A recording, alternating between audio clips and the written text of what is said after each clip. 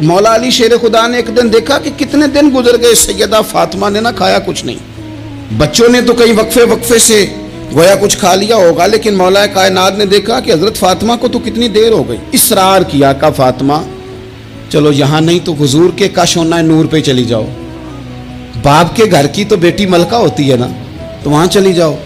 حضرت فاطمہ حضور کے کاشانہ نور پہ آئیں، اور بڑے خوبصورت لفظ ہیں، بیٹوں کو دیکھ کے بھی بندہ جوان ہوتا ہے، پر بیٹیاں بھی بڑی پیاری ہوتی ہیں۔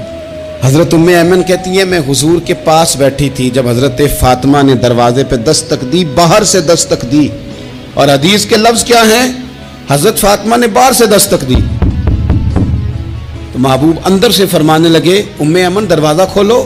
یہ دروازہ کھٹکھٹانے کا انداز تو فاطمہ کا ہے، تو فاطمہ ہی ہیں دروازے پہ، یہ علی کے گھر کی ہیں، عزت علی سے سنتے ہیں، نبی کے گھر کی ہیں، عزت نبی سے سنتے ہیں، وہ جس نے معزز کیا گھرانے کو اور حسین پال کے جس نے دیا زمانے کو۔ حضرت سیدہ پاک کا انداز ہے دروازہ کھٹکھٹانے کا۔ حضرت ام ایمن کہتی میں نے جھٹ سے دروازہ کھولا تو حضرت فاطمہ کا وہ چہرہ جس پر شدت بھوک کے آثار نمایاں تھے، حضور کے سامنے گئی تو لفظ نہیں کہے پر آنسوؤں سے آنچل بھیگ گیا۔ محبوب نے دست شفقت رکھا، فرمایا پتر کیا ہوا؟ عرض کی ابا جی بہت دن بیت گئے، کچھ کھایا نہیں، آج شیر خدا نے کہا ہے کہ حضور کے گھر ہی چلی جاؤ تو وہیں سے کچھ کھا لو، تم یہاں تو مسلسل فاقہ کرتی ہو اور کسی چیز کا سوال نہیں کرتی ہو۔ تو نبی پاک علیہ السلام نے کیا فرمایا؟ او میرے سنگیو، بچوں کو سہولتیں بھی دو پر انہیں جینے کا سلیقہ بھی سکھاؤ، اپنی اولاد کو نعمتیں بھی دو۔ حضور نے فرمایا اللہ تمہیں وسعت دے تو گھر والوں کو دو، انہیں وسعت بھی دو پر صبر کے سلیقے بھی سکھاؤ، انہیں جینے کا ڈھب بھی سکھاؤ۔ نبی پاک علیہ السلام نے فرمایا فاطمہ بیٹا اگر تم کہو تو یہ 5 بکریاں کھڑی ہیں میں تمہیں بکریاں دے دیتا ہوں، اور اگر تم کہو تو میں تمہیں 5 وظیفے سکھا دیتا ہوں۔ اور سنو نا یار، یہ بھی ایک انداز ہے نا، میں تمہیں 5 وظیفے سکھاتا ہوں۔ تو سیدہ فرمانے لگی سونے بکریاں رہنے دے، وظیفے ہی سکھائیں۔